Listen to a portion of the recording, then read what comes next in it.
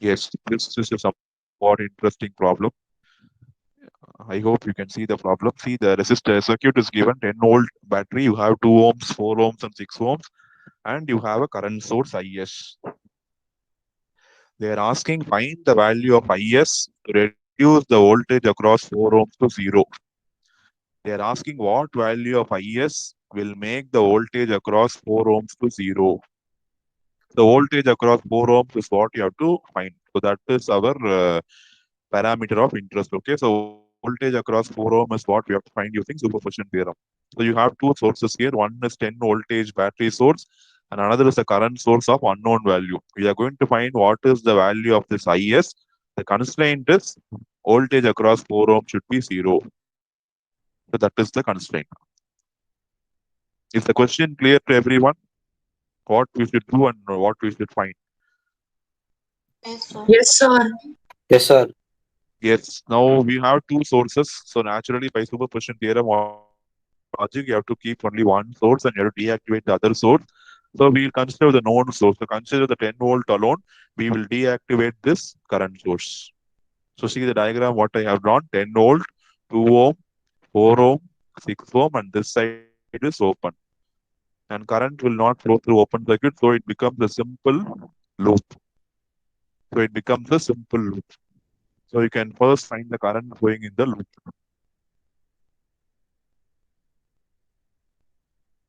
Find the current flowing through the loop. Always, current is assumed to flow away from your battery. So current should flow in this. I have marked the current as I.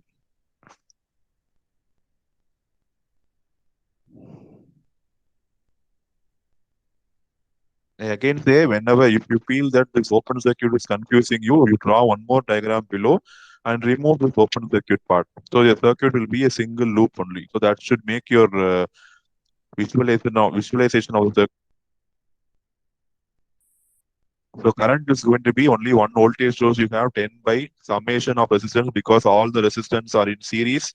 So the same current is going to flow through 2, 4, and 6. Correct? All are in series. So 10 by 2 plus 4 plus 6 or 10 by 12, you get 5 by 6 amperes. Everyone getting the current as 5 by 6 amperes? It's a simple loop. Yes, sir. Now, Yes, sir. what is our parameter of interest? We have to find the voltage across 4 ohms.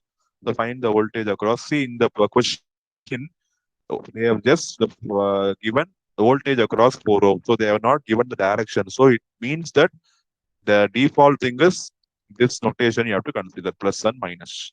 So always the top node of 4 ohms should be positive. The bottom node should be negative. So this is the default polarity. The polarity is not mentioned in the question. Okay, so please understand that or make a note of it. The previous problem, the polarity was given. So you have to consider that if polarity is not given, always the upper portion of 4 ohms is assumed to be positive, the lower portion is assumed to be negative. This is the voltage polarity of 4 ohm source. Here also you see the current is entering 4 ohms, so upper portion is positive, lower portion is negative. So both the polarities are matching. So in the voltage should be positive. So this is the voltage across 4 ohms. So I have written V4 ohm 1 because this is the first case we are doing with only the voltage source turned on. You can also have it as V1. You can also have it as V1. V4 ohm means it is, you will understand it is I'm finding across 4 ohms. So V is equal to plus I into R. We need not write this plus explicitly if you are sure of the polarity. Same polarity. You see what is given in the question and how the current is flowing, the same polarity. Okay, so plus I into 4. So 5 by 5 into 4 by 6, or you get 10 by 3 volt. Is this clear for everyone? Considering 10 volt source alone.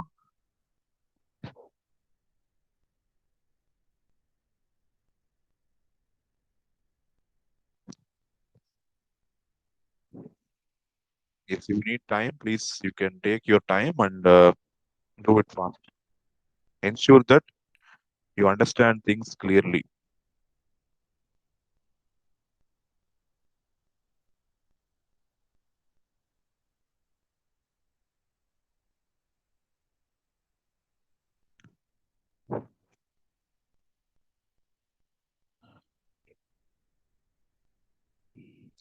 If you have finished, please go for the next one. Considering the IS alone, you can proceed for the next case considering IS alone.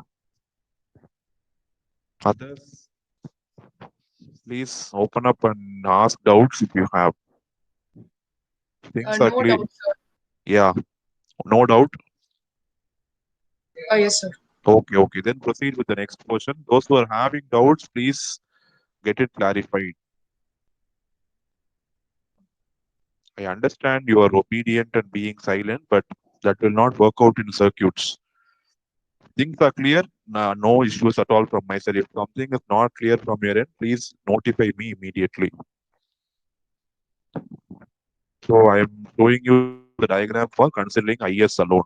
See here, this voltage source is dotted,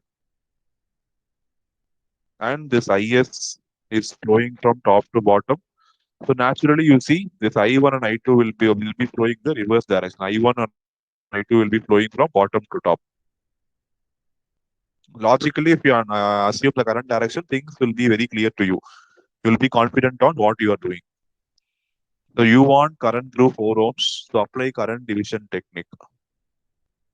Even though this IS is unknown, have IS because IS is what we are going to find, right? So IS, have it as IS itself. So apply current division technique and find I1. So total current, it is IS into opposite. So hide this 4 ohm. The opposite resistance are 6 ohms and 2 ohms in series. If you again, I say, if you don't consider the series combination, you consider only one resistance, it is wrong.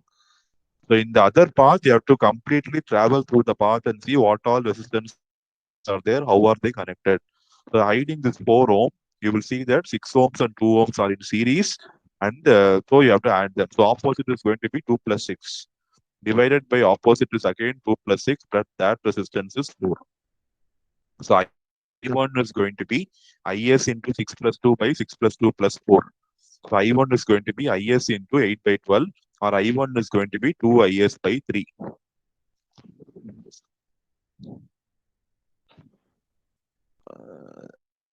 See, for all problems, you need not use KCL or KVL. Try using get practice to voltage division technique, current division technique. They will make your job even more simple.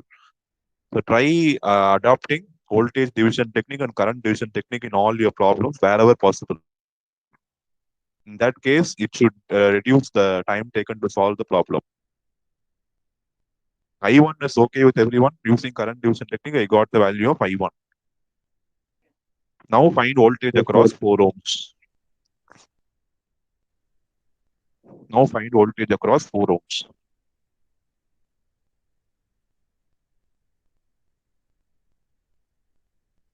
Sir, 8 by 3, Current I guess. Minus 8 IS by 3. minus or plus. Sign is Minus, important. sir. Yes. Minus, sir. Minus 8 by 3, I Yes. guess. Very good. Very good. Conventionally, the question, the polarity is not given. So we have assumed the upper portion of 4 ohms is positive and lower portion of 4 ohms is negative. But see, I1 is flowing like this. So the current entering node is positive, leaving node is negative. So the polarity is reversed. The ohms law, you have to include a minus sign. See, in the polarity law, you can mark in the diagram and see no issues, nothing wrong.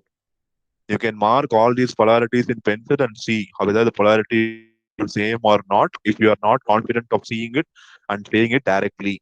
So that will come by practice. Before that, if you are still getting confused on whether to put plus or minus sign, you draw one polarity which is your given polarity. Then you draw the actual polarity based on current flow. See how both are related. If both are looking same, plus sign. If both are completely opposite, minus sign. So minus I1 by minus I1 into 4, or it is minus 8 IS by 3. So by superposition theorem, it says add both. So voltage across 4 ohms equal to voltage across 4 ohms as obtained in case 1 plus voltage across 4 ohms as obtained in case 2. So see here, voltage across 4 ohms as obtained in case 1 is 10 by 3, as obtained in case 2 is minus 8 IS by 3. And what is the requirement? The voltage should be 0. See the question. Find IS to reduce the voltage across 4 ohms to 0. So after finding the voltage across 4 ohms, equate that to 0. So in that you will get you the value of current. Equate voltage across 4 ohms to 0, you will get the value of current. So what I got is 1.25 amperes. Yes, 10 by 8, you simplify, you get 1.25 amperes. I have written, I'm showing you the answer. You can do the same problem using KVL, KCL also. Again, that is a homework for you. So please try the same problem without using SPT. Use conventional KVL and KCL, and if you try to solve, you should get the answer as 1.25 amperes. Maybe you can consider if you do KCL, it should be simple because you have a node here, right? And you have a current source here. So apply KCL to this node. You will get, you can apply KCL, and this voltage across 4 ohm is 0. So this voltage V will be equal to 0. So when you put V is equal to 0, directly you will get the value of IS. So that is the way of directly doing. See, directly doing only the shortest method, but directly doing, if you consider all the sources, you may make mistakes. That's why we are splitting the circuit into smaller components, and then so in that way we avoid making mistakes. Okay, that is the purpose of all these theorems. Any doubt in this final answer of IS 1.25 amperes? Anybody is feeling not clear about the procedure or the steps? So far, yes. So why that 4 ohm is not the opposite resistor? Why that? 4 ohm is not an opposite resistor in the second case. See, I see. You have to find voltage across 4 ohms. So 4 ohm is your resistor of interest. Hiding that 4 ohm, whatever you see, that is going to be your opposite. Okay, sir. Across what resistor you're going to measure voltage or current, that is going to be the resistor of interest. That is going to be that resistance. So 4 ohm is that resistance. So hide that 4 ohm with your hand, and whatever you see other than that 4 ohm, that is going to be the opposite resistance. Okay, sir. Okay. Any other thing? Any other doubts anybody is having? So see, whatever problems we are going to do in superposition theorem, you have to try the same problem in using KVL, KCL, current division, voltage division, and try to get the same answer. Answer, you know, answer is only we have found the answer. So the same answer you should get if you solve the other methods also. So I will not say that every time. So you do that and get back to me in case of any or WhatsApping me and asking the doubt. That is good. You can show your answers and say whether you are getting it correctly or not, or whether if something is not clear when you are asking me. That is a good step. But you have to have more practice for getting confidence in this subject. So is superposition theorem clear to you? So I will say the gist of superposition theorem. So if your circuit is going to have many voltage or current sources, so if you want to find voltage or current across any node, that can be done using normal method also. But when you use superposition theorem, you simplify the network and you find the individual parameters easily.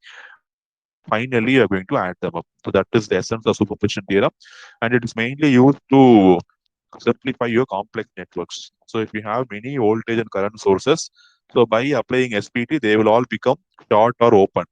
So dealing with short and open circuit is very, very simple compared to dealing with all the voltage sources. That's why we are going to go use SPT in all our problems. Okay. So with that, we complete SPT. Maybe in assignment, I'll give you more problems for practice. Okay. So for now, we have solved close to 4 problems in SPT. So understand the logic of using